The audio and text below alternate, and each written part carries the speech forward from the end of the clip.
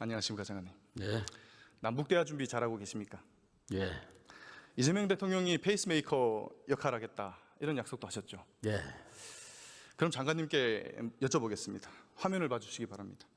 이분들 누군지 아십니까? 예. 누굽니까? 대북 억류되신 분들이라. 맞습니다.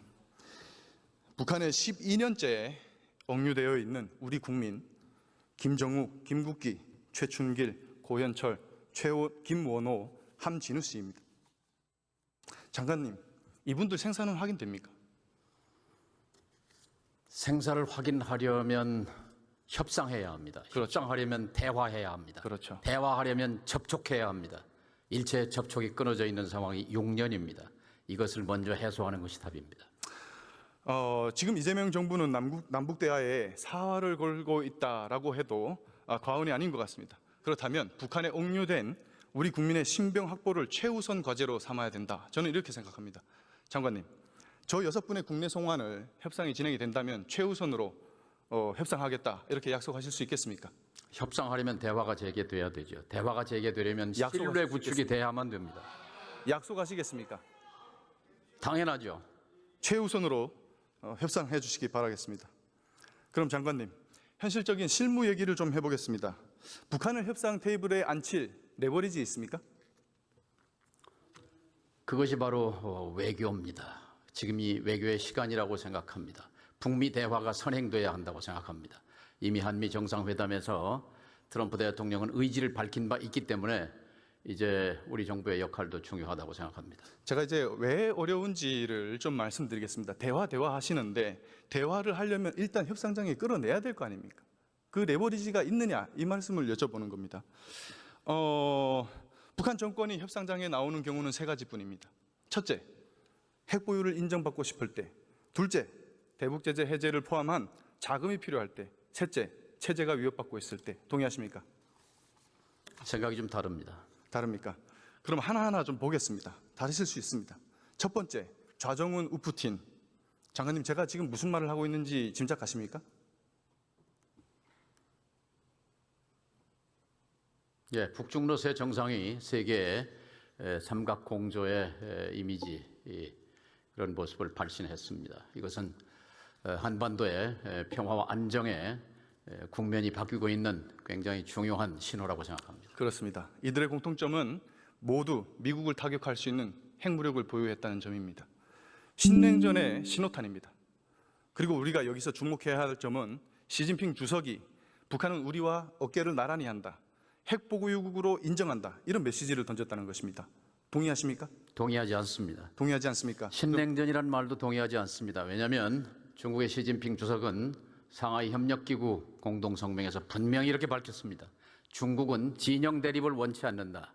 진영 대결을 원치 않는 중국이 3자 북중로 동맹을 통해서 신냉전 구도를 환영할 리 없습니다. 따라서 이번에 북중로 전승절 행사에 막루에 서기는 했지만 3자 정상회담은 없었던 것이 증거입니다. 북한과 중국이 지금까지 해온 행태를 보고도 그런 말씀을 하신다니 참 안타깝습니다. 장관님, 제가 왜 이런 말씀을 드리는지 한번 설명 들어볼게요. 김정은이 방중 전날인 9월 1일에 최신형 ICBM인 화성 20형을 공개했습니다. 추진력이 무려 200톤 F를 초과하는 괴물 엔진입니다.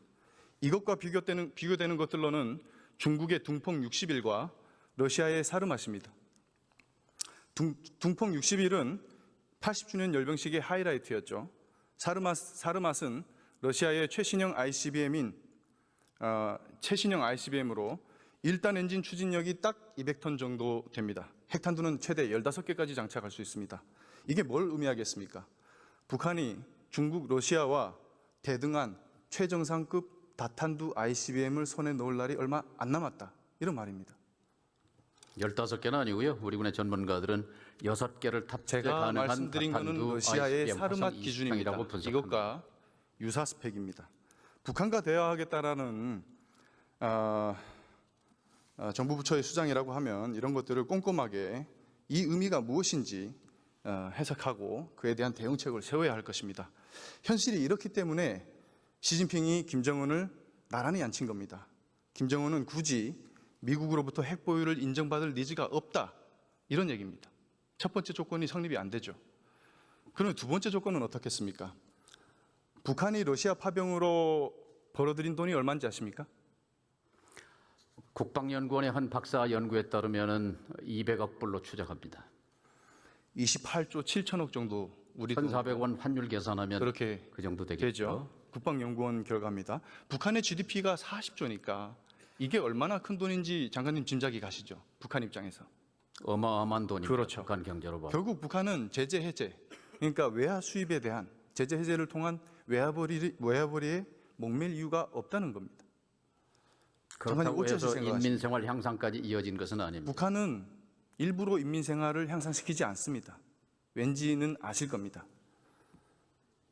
어떻게 하실 생각이십니까? 이런 상황에 돈도 필요 없는데. 뭘 물으신 겁니까? 어떻게 대화에 끌어내실 거냐고 여쭙는 겁니다. 대화는 끌어내서 하는 것이 아닙니다. 상대를 존중하고 인정할 때 스스로 걸어나와서 협상 테이블에 앉는 겁니다. 국어라고 애고라면 되는 겁니까? 세 번째 조건은 어떻습니까? 장관님. 북한이 지금 체제 위협을 느끼고 있습니까? 북에게 대한민국 자체가 최대의 위협입니다. 아까 28조가 큰 돈이라고 했지만 남쪽의 국방비가 66조입니다. 그리고 북한의 GDP가 40조인데 대한민국의 GDP가 2,000조입니다. 남한의 존재 자체가 그들에게는 위협인 셈입니다. 장관님은 지금 진실을 호도하고 계십니다. 우리가 먼저 도발한 적 있습니까? 지금까지 모든 도발은 북한에서 먼저 했습니다. 먼저 도발한 적이 있죠. 언제 했습니까? 말씀해 보십시오. 언제 했습니까? 2024년 10월 1일, 10월 9일, 10월 10일 세 차례에 걸쳐서 평양상공 조선노동당 청사 상공에 그러면 무인기를 북한이 띄워서 무인기를 우리 전단을 살포한 대통령실에 보내는 그래서 것은 괜찮습니까? 대엄 쿠데타 명분을 확보하기 위해서 그게? 북한의 무력 충돌을 유발한 천인공노할 범죄를 저지른 것이 바로 윤석열 정권입니다. 반성해야 합니다. 북한이 먼저 보냈습니다. 반성해야 하는 거예요. 대변입니다. 그 사람은 지금 감옥에 가 있습니다. 자기들 청구한 거는 다 잊어버리셨어요. 고발한 거 다 잊어버리셨어. 예, 돈 주고 총 쏴달라고. 김정은은 지금 시진핑 푸틴에게 인정받았지. 러시아에서 외화를 잔뜩 벌어들였지. 거기다가 눈에 가시 같던 대북 심리전 수단도 다 중단됐지. 부족한 게 없다는 얘기예요. 어떻게 끌어내실 겁니까? 장관님, 대북 심리전 수단이 얼마나 위력적인지 아십니까? 박충권 의원님의 그런 분석도 가능합니다. 그러나 반대 시각도 있을 수 있습니다. 그러니까 중국과 북중 관계와 북러 관계를 다진 뒤에 예를 들면 화성 20형을 9월 1일 날 베이징을 출발하면서 공개한 사실과 돌아와서 일주일 뒤에 9월 8일 이 고체 엔진 분사 시험을 참관한 것을 굳이 공개한 그 목표가 어디 있다고 생각하십니까? ICBM은 15,000km 나갑니다. 한국과 일본이 대상이 아닙니다. 누구를 보라고 한 ICBM 공개였습니까? 저는 미국이라고 생각합니다. 말씀드렸습니다. 제가 아까 다 설명드린 겁니다. 지난 2015년에 있었던 일입니다. 북한이 목함질에 도발을 했고 사과했습니다. 그 부분에 대해서. 북한 최초의 사과였고 정말 절대 존엄인 김씨가 입장에서는 절대 용납할 수 없는 지옥이었을 겁니다. 단연 1등 공신은 대북 확성기 방송이었습니다. 그만큼 치명적이었다는 겁니다. 이 치명적이라는 말은 그것이 곧 대북 레버리지로도 작동할 수 있다는 얘기입니다. 그런데 지금 그 레버리지들이 안전하게 있습니까? 잘 있습니까? 저는 레버리지라고 생각하지 않습니다. 우리가 가진 유일한 레버리지입니다. 지금 상황에서. 자행위의 그럼 측면이 옛날 있습니다. 그러면은 또 대북 이재명 확성기를 대통령이 틀어서 뭘 얻었습니까? 경기도지사 시절에 했던 것처럼 뒷돈이라도 갖다 주실 겁니까?